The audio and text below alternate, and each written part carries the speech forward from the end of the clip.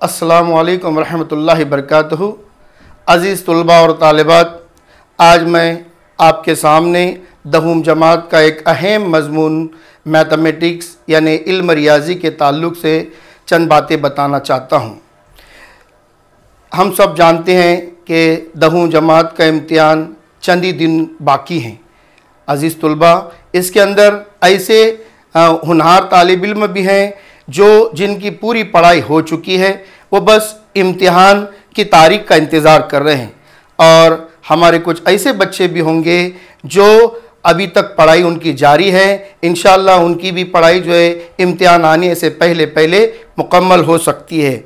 और हमारे ऐसे चंद तलबा भी हैं जो अभी पढ़ाई जो है उनकी बहुत दूर है, पढ़ाई से बहुत कासिर है। तो हम इस सेशन में ये चाहते हैं कि हमारे इस लेक्चर के ज़रिए हर बच्चे को कुछ न कुछ फ़ायदा पहुँचे। अज़ीज़ तलबा, हम जानते हैं कि इल्म रियाज़ी दो हिस्सों पर मुश्तमिल है। पहला हिस्सा जो है इसका अलजबरा, जिसमें 6 असबाब हैं। पहला सबक है 2 मुत्तग़िर वाली ख़त्ती मसावतें।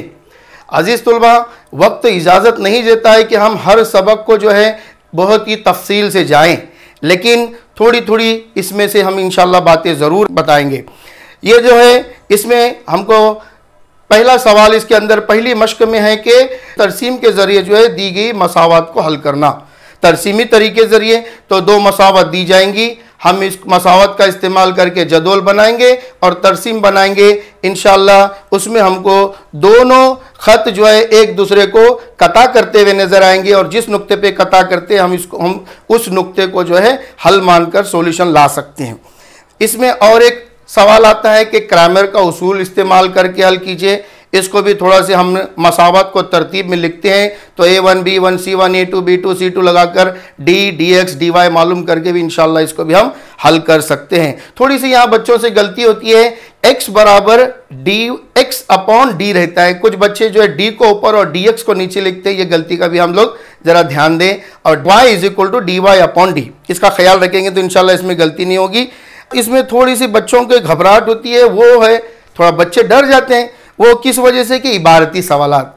बच्चों, इबारती सवालात मुश्किल नहीं रहते हैं, हम इबारती सवालात के सवाल को अच्छे से नहीं पढ़ते हैं। अगर हम उस सवाल को एक बार 2 बार अगर अच्छे से पढ़ लेंगे तो इंशाअल्लाह उसमें हमको समझ में आएगा कि कौन सी मसावत, इस जुमले से कौन सी मसावत कैसी बनने वाली है। तो इस सवाल को अगर टुकड़े टुकड़े में अगर हम पढ़ लेंगे तो इंशाअल्लाह हमको मसावत बनेंगी और ये मसावतें एकदम आसान रहते हैं और इसको हल करना भी इंशाअल्लाह बहुत आसानी से हम हल कर सकते हैं। दूसरा हमारा सबक है मुरब्बई मसावतें, क्वाड्रेटिक इक्वेशन। ये भी हम सब जानते हैं कि हम 9वीं में भी पढ़ चुके हैं और 8वीं में भी क्वाड्रेटिक इक्वेशन के बारे में हम लोग जानते हैं, पढ़ चुके हैं। ये हमारे लिए कोई नया सबक नहीं है। तुलबा और तालिबात, इसमें जो है अलग अलग तरीके से आपको जो है क्वाड्रेटिक इक्वेशन यानी मुरब्बई मसावत हल करने के लिए कहा जाता है। अगर सिर्फ मसावत हल कीजिए कहा तो हम जिस तरीके से चाहें उस तरीके से हल करेंगे, इंशाअल्लाह हमको पूरे मार्क्स मिलेंगे। लेकिन अगर मखसूस तरीका कहा गया तो उसी तरीके से हमको मसावत को हल करेंगे तो पूरे मार्क मिल सकते हैं। इस बात का ख्याल रखें। इसमें भी जो है इबारती सवालात रहते हैं, तो इबारती सवालात में थोड़ा सा हम यहाँ पर भी कंफ्यूज होते हैं बच्चे। लेकिन जो बच्चे ऑलरेडी पूरी पढ़ाई कर चुके हैं इंशाअल्लाह उनके लिए कोई प्रॉब्लम नहीं है। लेकिन कुछ बच्चे इसके लिए घबराते हैं, घबराने की कोई ज़रूरत नहीं है। इसमें भी हम इबारती सवालात को अगर गौर से पढ़ते हैं, 1 मरतबा 2 मरतबा पढ़ लेते तो इंशाअल्लाह इसमें भी हमको जो है आसानी होगी मसावत बनाने के लिए।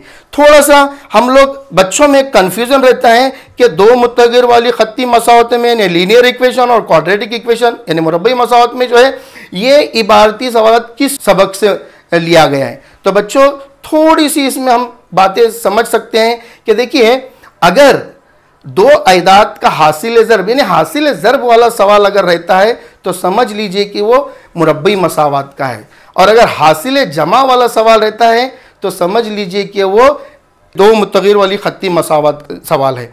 और अगर दूसरा तरीका इसमें और समझने का, अशकाल के रकबे के ताल्लुक से अगर कोई सवाल पूछा है तो वो समझ लेने का कि वो मुरब्बई मसावत से है, क्योंकि रकबे में जो है हासिल ज़रब रहता है, लंबाई ज़रब चौड़ाई इहाते के ताल्लुक से अगर कोई सवाल है तो समझ लेंगे हम कि वो 2 मुत्तग़िर वाली ख़त्ती मसावतों का है। थोड़ी सी चंद बातें अगर ये हम याद रखेंगे तो इंशाअल्लाह हमको जो है ये इबारती सवालात भी हल करना आसान होगा।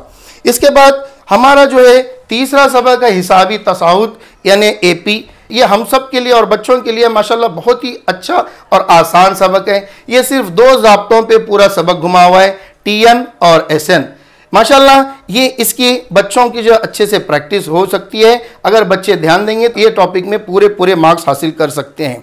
इसके बाद आता है माशी मनसूबाबंदी, फाइनेंशियल प्लानिंग। ये इस निसाब में नया सबक जो है डाला गया है। ये इसलिए डाला गया है कि रोज़मर्रा की ज़िंदगी से जो है बच्चों का ताल्लुक़ रहे। अजीज़ तुलबा, ये टॉपिक को थोड़ा ज़्यादा मेहनत की ज़रूरत है और जो बच्चे ज़्यादा मेहनत कर रहे हैं इंशाअल्लाह वो इसमें भी अच्छे मार्क्स ला रहे हैं। देखिए तुलबा और तालिबात, जो बच्चे कमज़ोर हैं आप इसके 1 और 2 मार्क्स के सवालात करने की कोशिश कीजिए, इंशाअल्लाह ये टॉपिक में भी आप अच्छे मार्क्स ला सकते हैं। और उसके बाद हमारा 5वां सबक, सबका मनपसंद सबक एहतिमाल। इस सबक के ताल्लुक से तो कहा जाता है कि हर बच्चे को ये पसंदीदा है। इसके अंदर हम जानते हैं कि वक़ुआ पहचानना है और उसके बाद एहतिमाल मालूम करना है। ये एक अच्छा सबक है, हर तालिब इल्म ये सबक को पूरे से कर ले, इंशाअल्लाह इसके मार्क्स भी हमको आसानी से मिलेंगे। और एक सबक है शुमारियात, ये आखिरी सबक है। हम स्टैटिस्टिक्स हम जानते हैं कि बहुत आसान सबक है, इसको भी जो हमने 8वीं में और 9वीं में पढ़ चुका है, हमारे लिए कोई नया नहीं है। इसके अंदर देखिए एक अहम सवाल जो हमेशा पूछा जाता है कि पाई डायग्राम बनाना यानी दायरवी तरसीम बनाना या दायरवी तरसीम का जदोल मुकम्मल करना। इसकी प्रैक्टिस अगर हम करते हैं तो ये मार्क्स हमें बहुत आसानी से मिलेंगे। इसी के साथ साथ इसमें जो है देखिए ग्राफ के सवालात भी आते हैं। एक तो हमको मुस्ततिली तरसीम बनानी होती है यानी हिस्टोग्राम बनाते टाइम, मुस्ततिली तरसीम बनाते टाइम जो बातें ख्याल रखनी है वो याद रखें कि इसमें जमात हमारी मुसलसल होना चाहिए। अगर जमात मुसलसल नहीं है तो जमात को मुसलसल बनाएं। और इसमें ख़ास बात तरसीम बनाते वक्त ये याद रखना है कि इसमें अगर जमात का पहली जमात की निचलियत अगर 0 से नहीं शुरू हो रही है तो हम एक्स महवर पर जो है क्रिंक मार्क लगाना ना भूलें, क्योंकि एक्स महवर पर क्रिंक मार्क लगाना ज़रूरी है। और जमात को मुसलसल बनाने के बाद अगर पैमाना दिया गया है तो वो पैमाना ले लीजिए, अगर नहीं दिया तो अपने से एक पैमाना लेकर एक्स महवर पर और वाई महवर पर पैमाना लेकर हम ये आसानी से हिस्टोग्राम यानी मुस्ततिली तरसीम बना सकते हैं। बच्चों याद रखिए कि तरसीमी कागज़ पर, तरसीमी पेपर पर जो है सवाल नंबर लिखना ना भूलें और स्केल यानी पैमाना लिखना ना भूलें। अगर ये न लिखते हैं तो मार्क्स आपके चले जाएंगे। तुलबा और तालिबात, ये हमारा हिस्सा अव्वल हो गया। क्योंकि ज़्यादा वक्त नहीं है तफसील से जाने के लिए, इंशाल्लाह क्यों इसी तरह से हम हिस्से दुव्वम के ताल्लुक से थोड़ा सा जायज़ा लेंगे। हिस्सा दुव्वम में पहला हमारा सबक है मुतशाबिहत।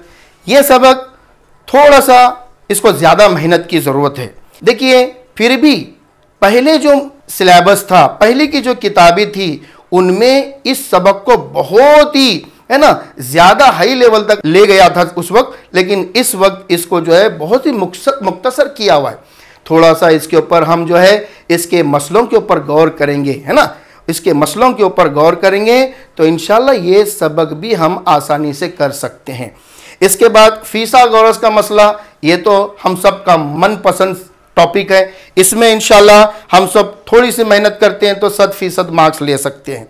उसके बाद देखिए बच्चों दायरा ये थोड़ा सा मुश्किल सबक बच्चे मानते हैं, है मुश्किल नहीं है, लेकिन अगर जो बच्चे कमज़ोर हैं, अगर दायरा आपको अगर समझ मुश्किल जाता है तो थोड़ा उसमें से 1-2 मार्क्स के जो सवालात आते हैं वो कीजिए, क्योंकि दायरे के ताल्लुक से जो है भी सवालात बहुत ज़्यादा पूछे जाते हैं। ऐसे कोई मुश्किल बात नहीं है, थोड़ी सी अगर हम मेहनत करते हैं तो ये दायरा सबक भी जो है हमारा अच्छा हो सकता है।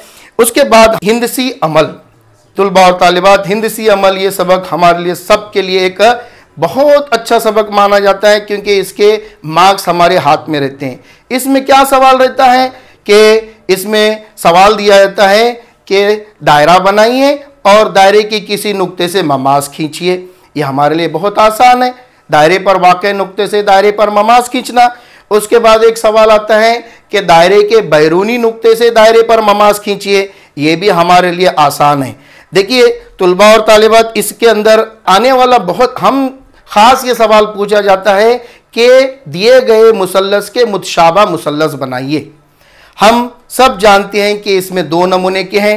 अगर समझो कोई वेरिएबल या कोई मुतगय्यर है ना, दोनों मुसल्लस के दरमियान कॉमन नहीं है, तो उस वक्त समझना है कि ये दो शक्लें अलहदा अलहदा बनने वाली है। यानी इसमें हमको एक मुसल्लस के अज़ला या जाविये दिए जाएंगे, तो मुतशाबा लगाकर दूसरे मुसल्लस के हम नज़ीरी अज़ला और नज़ीरी जाविये मालूम कर सकते हैं हल करके, और ये दो मुतशाबा शक्ल हम बना सकते हैं। इसके भी इंशाल्लाह हमको 100% मार्क्स मिल सकते हैं।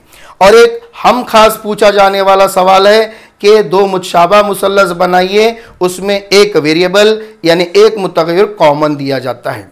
तो अजीज़ तुलबा और तालिबात, यहाँ पर बच्चों के लिए ये बहुत आसान सवाल रहता है यहाँ पर, लेकिन फिर भी बच्चे कंफ्यूज होते हैं कि यहाँ पर कंफ्यूजन इसलिए होते हैं बच्चे के बनने वाला मुसल्लस ये मुसल्लस के अंदर बनता है या बाहर बनता है। तो ये कंफ्यूजन को इंशाल्लाह हम बहुत आसानी से दूर कर सकते हैं। देखिए दो मुसल्लस मुतशाबा है, उसमें आपको नज़ीरी ज़िलों का ताल्लुक दिया जाएगा।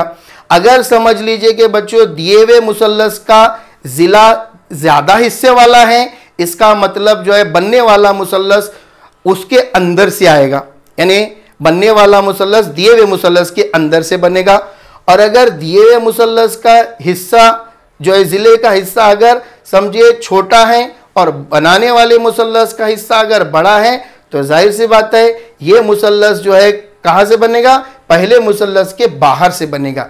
ये थोड़ा सा अगर हम याद रखते हैं तो इंशाल्लाह इसकी भी कन्फ्यूजन हमको दूर हो जाएगी और हमारा हिंसी अमल ये सबक पूरा आसानी से इंशाल्लाह हम कर सकते हैं।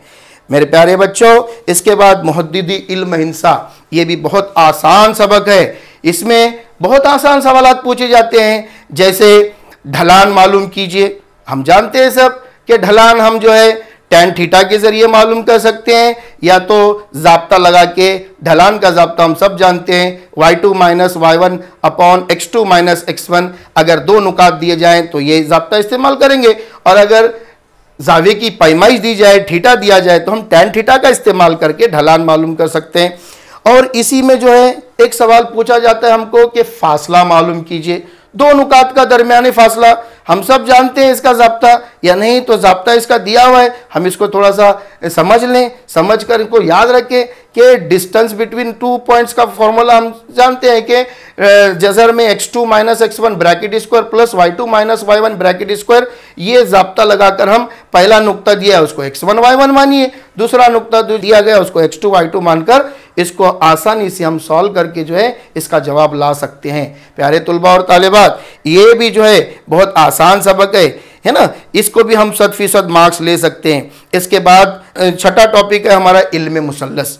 प्यारे तुलबा और तालिबात, इल्म मुसल्लस के ताल्लुक से बच्चों के जहन में अलग अलग राय होती है कि ये टॉपिक मुश्किल है। बिल्कुल मुश्किल नहीं है प्यारे तुलबा और तालिबात, ये टॉपिक सिर्फ दो जाब्तों के ऊपर, दो जाब्ते अगर हमको याद है तो इंशाल्लाह तमाम जाब्ते हम इससे बना सकते हैं।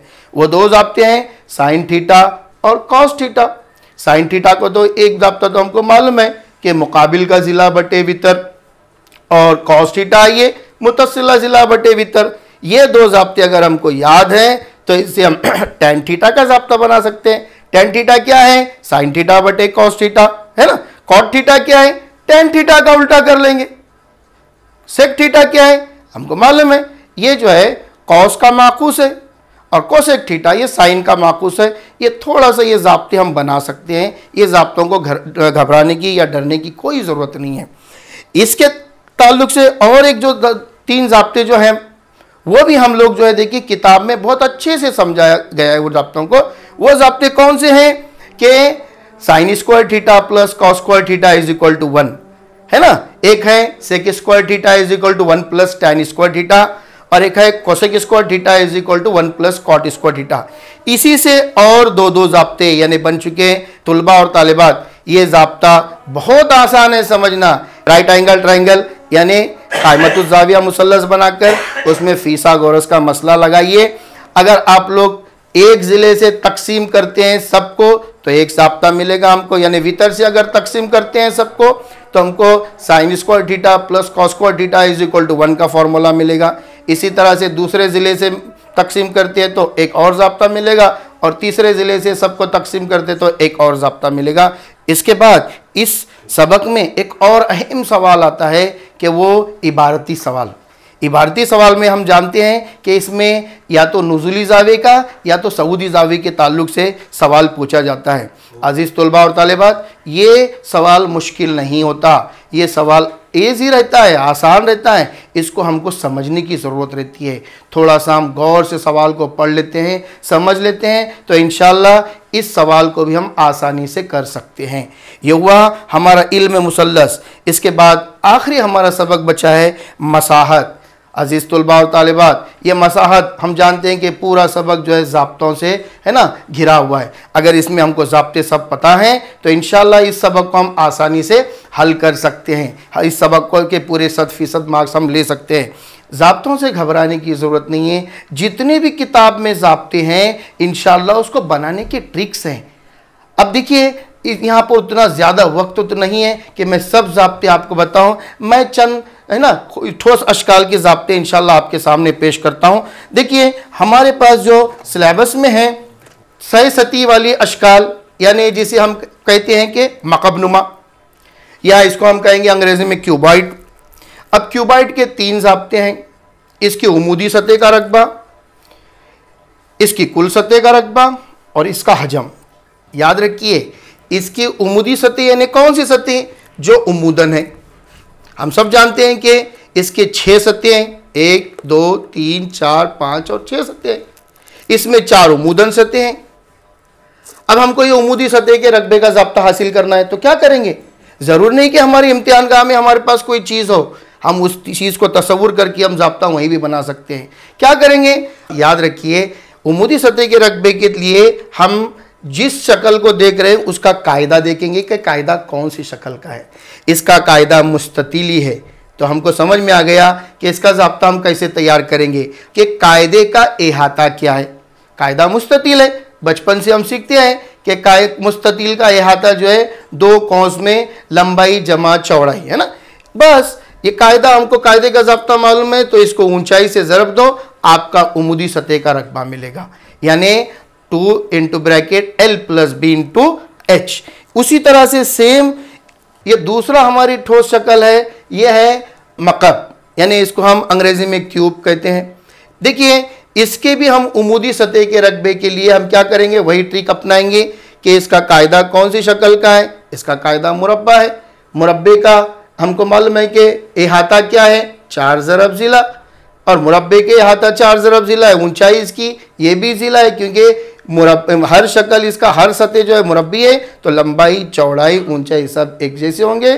तो 4 ज़रब L ये इहाता है और L ऊंचाई है, तो 4 इंटू L इंटू L यानी 4L², इसकी उमूदी सतह का रकबा हुआ। उसी तरह एक और ठोस शक्ल हम इसको इस्त्वाना कहते हैं, सिलेंडर। अजीज़ तुलबा, इसका भी हम खमदार सतह का रकबा, चूँकि इसकी सतह खमी हुई है इसलिए इसे खमदार सतह या कर्ड सरफेस एरिया कहते हैं। इसके भी देखो उमूदी सतह के रकबे के बजाय इसको हम कर्ड सरफेस एरिया, खमदार सतह का रकबा मालूम करते हैं। इसको भी वही ट्रिक अपनाएंगे हम। इसका कायदा कौन सा है? इसका कायदा जो है दायरवी है। अब हम जानते हैं कि दायरे का हम क्या देख रहे हैं? इहाता। दायरे के इहाते को हम क्या कहते हैं? मुहित कहते हैं। तो दायरे का मुहित का ज़ाब्ता हम सब जानते हैं, 2 पाई r। बुलंदी क्या है? h। तो कायदे का इहाता 2 पाई r को बुलंदी से ज़रब दो h, तो इसका भी खमदार सतह का रकबा 2 पाई r h आसानी से हमको मालूम हुआ। इसके बाद हम तीनों शक्लों का जो है हजम मालूम करने की ट्रिक एक जैसा ये भी। अब हजम इसका कैसा मालूम करेंगे? पहला है हमारा मकबनुमा क्यूबाइड, इसमें कायदा वही मुस्ततील है। अब यहाँ पे क्या करेंगे हम? देखिए, कायदे के रकबे को बुलंदी से ज़रब देंगे। क्यों? हजम यानी क्या? हम सब जानते हैं कि घिरी हुई सतह को, यानी किसी शय की घिरी हुई सतह को हम हजम कहते हैं। यानी अगर समझ लीजिए कि एक पानी की टंकी है, ऊपर से पानी का नल जो है जारी है, तो पानी अगर उस टंकी में जाता है तो हम सब जानते हैं कि पहले वो उसकी पूरी सतह को घेरेगा, उसके बाद धीरे धीरे ऊपर उठना शुरू हो जाएगा। इसलिए इसका हजम के लिए याद रखने का हम कि बाबा इसके कायदे के रकबे को बुलंदी से ज़रब करेंगे। कायदे का रकबा इसका क्या है? मुस्ततील है, तो मुस्ततील का कायदे का रकबा L ज़रब B, बुलंदी H, L ज़रब B ज़रब H, इसका हमको हजम मिला। उसी तरह से मकब में भी, क्यूब में भी कायदे का रकबा, कायदा कौन सा है? मुरब्बा, ज़िला स्क्वायर, बुलंदी ज़िला यानी L ये वो भी, तो L square into L, L की कुव्वत 3 या ज़िले की कुव्वत 3। उसी तरह हम इसमें भी देख सकते हैं, इस्तवाना में है ना, सिलेंडर में या इस्तवाना में भी देख सकते हैं हम कि इसके भी कायदे के रकबा यानी दायरवी है, पाई आर स्क्वायर। अगर इसको हम बुलंदी से ज़रब देते हैं तो पाई आर स्क्वायर H। इसमें तीसरा ज़ाब्ता तीनों में बचा है कुल सतह का रकबा। ये भी हम आसानी से बना सकते हैं, इसको भी डरने की ज़रूरत नहीं है। देखिए उमूदी सतह में 4 सतह हमारी हो गए, बची हुई 2 सतहों को अगर इसमें जमा करते हम तो कुल सतह का रकबा मिलेगा। इसी तरह हम जो है मकब में भी देख सकते हैं और इस्तवाने में भी देख सकते हैं। इस्तवाने में भी याद रखने का कि इसकी निचली और ऊपरी सतह कैसे दायरवी है, तो हमदार सतह में अगर निचली सतह का रकबा यानी पाई आर स्क्वायर, ऊपरी सतह का रकबा पाई आर स्क्वायर अगर ऐड करते हैं तो हमको जो है कुल सतह का रकबा मिला। इसी तरह से हम आगे बचे हुए ठोस अशकाल का भी मालूम कर सकते हैं। हमको ज़ाब्ते रट्टा मारने की कोई ज़रूरत नहीं है। इंशाल्लाह किताब में जितने भी ज़ाब्ते हमारे दिए गए हैं हम वो खुद से बना सकते हैं, क्योंकि ज़ाब्ता बनाने से क्या होगा, अगर हमको ज़ाब्ता रट्टा मारते हैं, याद नहीं आता तो हमको पसीने छूट जाते हैं। मेरे प्यारे बच्चों, ज़ाब्ता अगर बनाते हैं हम खुद से तो एग्ज़ाम हॉल में भी हम अगर ज़ाब्ता याद ना है तो खुद से बना के हम उसको हल कर सकते हैं। तो प्यारे बच्चों देखिए, इसके ऊपर जो भी सवालात आते हैं इंशाल्लाह उसको हम हल कर सकते हैं अगर हमारे पास ज़ाब्तों का ख़जाना है। तो ठीक है, ये सब था पूरे असबाब के ताल्लुक से।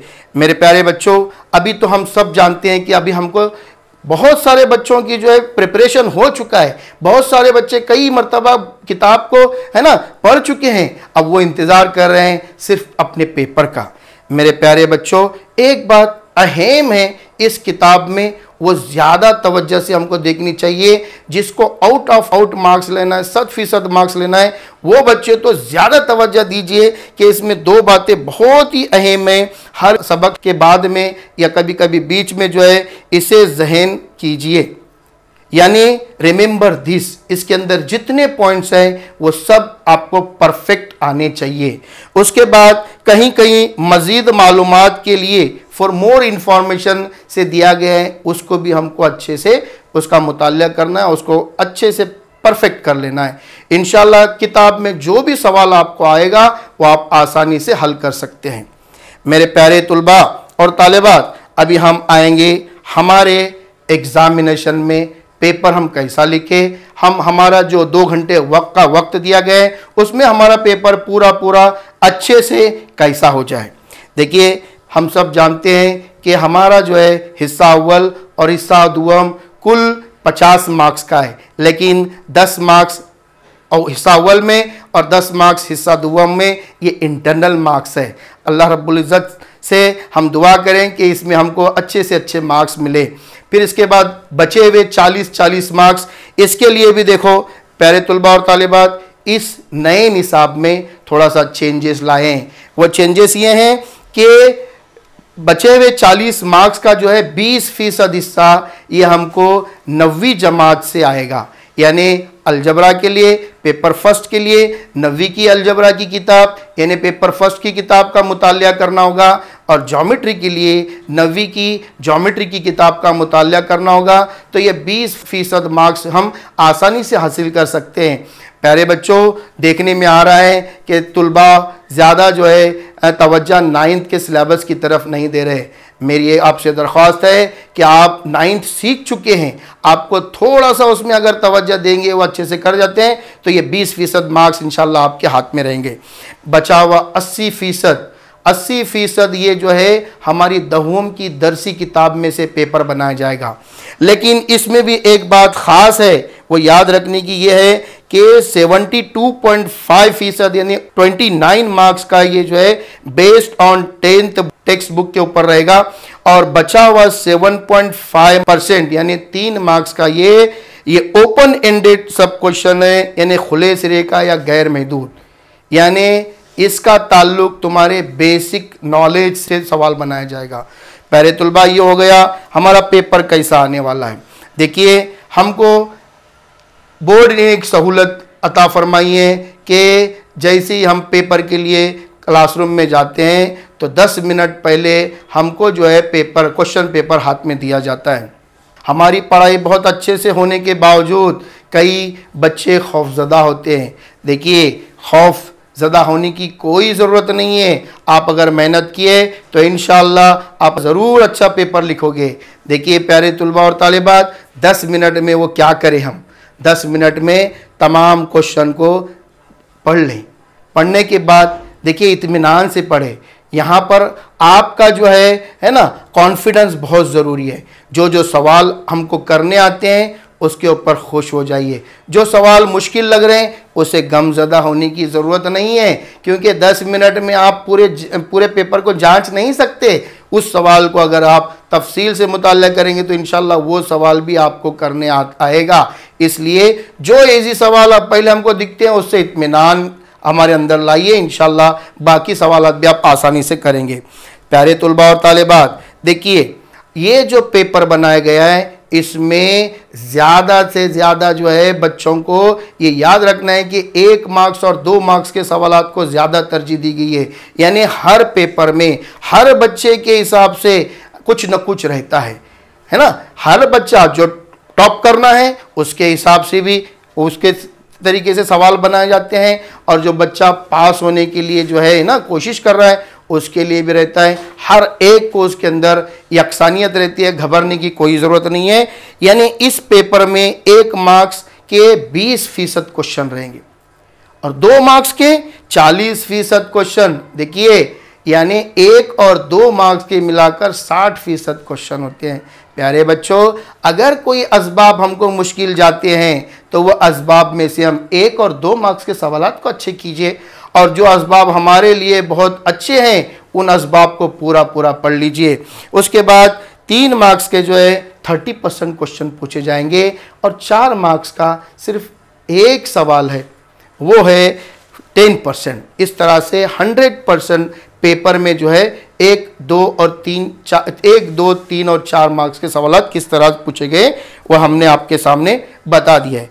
आइए तुलबा और तालिबात, अब हम बहुत अच्छा पढ़ लिए, लेकिन हमको जो वक्त दिया जाता है अगर वो वक्त में अगर हमारा पेपर सॉल्व नहीं होता है तो भी हम पूरे मार्क्स हासिल नहीं कर सकते।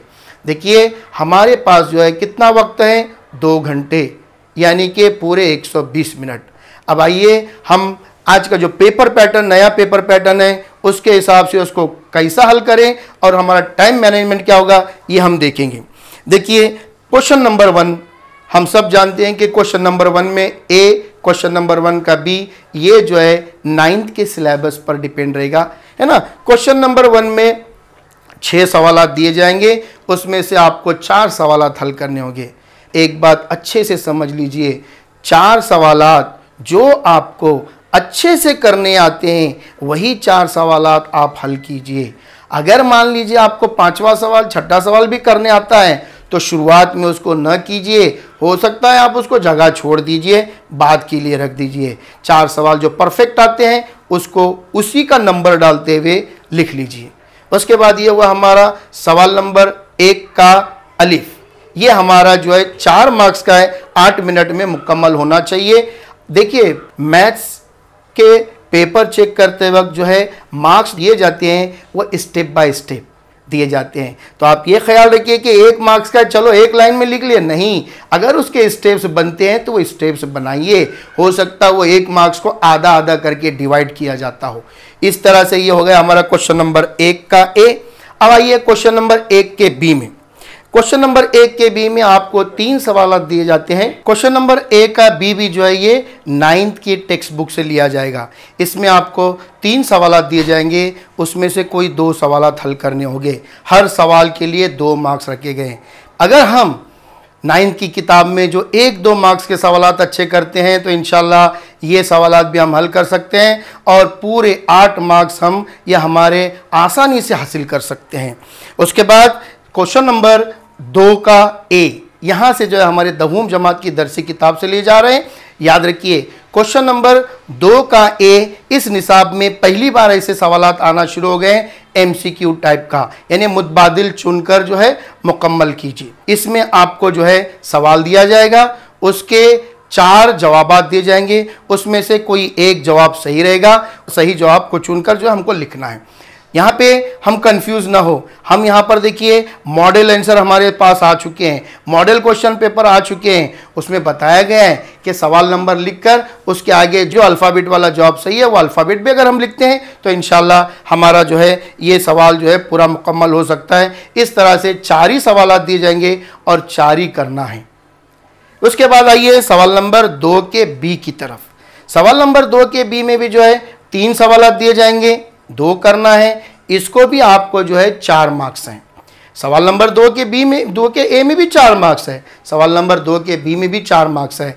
इस तरह से अगर हम थोड़ा सा अच्छे से स्टडी करते 1-2 मार्क्स के, तो हमको ये किताब से ही सवाल दिया जाता है, इसको भी हम आसानी से हल कर सकते हैं। इस तरह हमारा सवाल नंबर 1 में 8 मिनट, सवाल नंबर 2 में 8 मिनट चला गया, यानी हम 16 मिनट हमारे चले गए। इसके बाद आइए सवाल नंबर 3 का ए।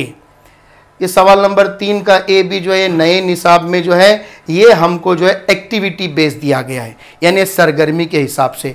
तो यहाँ पर हम देखो 3 सवाल दिए जाते हैं, जो 3 में से 2 हमको अच्छे से आते हैं, वो सरगर्मी को या वो एक्टिविटी को अपने जो है आंसर पेपर में लिखिएगा। अगर आपको सवाल शक्ल के ज़रिए आपको सवालात पूछे जाएंगे, या तो कोई सवाल जो है उसका हल दिया जाएगा, उसमें बीच में से जो है खाली जगह छोड़कर बॉक्स बनाकर आपको लिखना होगा। तो अगर वो आपको डायरेक्ट आता है तो भर दीजिए, या अगर नहीं आता तो नीचे उसका जो है हल करके भी आप उसमें जवाबात लिख सकते हैं। ये भी सवाल अगर आप अच्छे से करते हैं तो इंशाल्लाह 8 मिनट में हमारा जो है ये भी हो सकता है, यानी 1 मार्क्स को हम 2 मिनट दे रहे हैं। अब आइए सवाल नंबर 3 के बी की तरफ। ये भी सवाल उसी तरह है कि कोई 3 में से हमको 2 सवालात हल करने हैं। ये भी सवाल 4 मार्क्स का है। इसी को भी हम इंशाल्लाह अगर अच्छे से दरसी किताब करते हैं तो हम 8 मिनट में इसको भी मुकम्मल कर सकते हैं। अब आइए सवाल नंबर 4 की तरफ। सवाल नंबर 4 ये थोड़ा सा है ना तवील जवाबात वाला है। इसमें हमें जो है मंदर झेल में से कोई 3 सवालात हल करने होते हैं और आपको जो है 4 सवालात दिए जाएंगे। अब ये 4 सवालात में से जो 3 हमको अच्छे से आते हैं उसको हम क्या करेंगे, निशानदेही करेंगे और वही 3 अच्छे से करेंगे। ऑप्शन क्वेश्चन करने की फिलहाल कोई हम जल्दबाजी न करें, जितना पूछा है वही सवालात हम अच्छे से करेंगे। देखिए यहाँ पर एक सवाल को हमारे 3 मार्क्स हैं, इस तरह से हम इसको जो है थोड़ा ज़्यादा वक्त देंगे, इसको हम 20 मिनट ले लेंगे, क्योंकि थोड़ा तवील जवाब लिखना होता है, इसको 20 मिनट लेंगे। ठीक है, अगर जो बच्चा अच्छे से पढ़ाई किया इंशाल्लाह 20 मिनट में 3 सवाल वो कर सकता है। अब आइए सवाल नंबर 5। सवाल नंबर 5 के ताल्लुक से कहा गया है कि ये चैलेंजिंग रहेगा, सिलेबस में से यानी सिलेबस के ऊपर डिपेंड रहेगा, लेकिन टेक्स्ट बुक के बाहर से रहेगा। इसे घबराने की कोई ज़रूरत नहीं, डरने की कोई ज़रूरत नहीं है। 3 पेपर अभी तक हमको जो है बाल भारती ने दिया है और 3 पेपर का हम अच्छे से जायज़ा लेंगे तो ऐसी कोई उसमें ज़्यादा मुश्किल वाली बात नहीं है। हम क्या करते हैं कि जो किताब में नहीं है वो सवाल देखते ही घबरा जाते हैं। इसको घबराइए नहीं, सवाल को अच्छे से पढ़िए।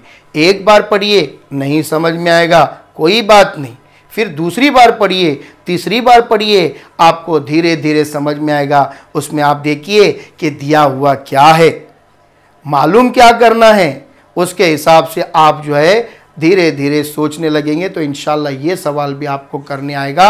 और ये सिर्फ एक सवाल आपको हल करना होता है, 2 दिए जाते हैं, क्योंकि ये सोचना है अपने आप से, फिर उसके बाद है ना उसका जवाब सोच कर लिखना है, इसलिए हम यहाँ पे ज़्यादा टाइम दे सकते हैं। इसके लिए मैं आपके लिए रखा हूँ 15 मिनट।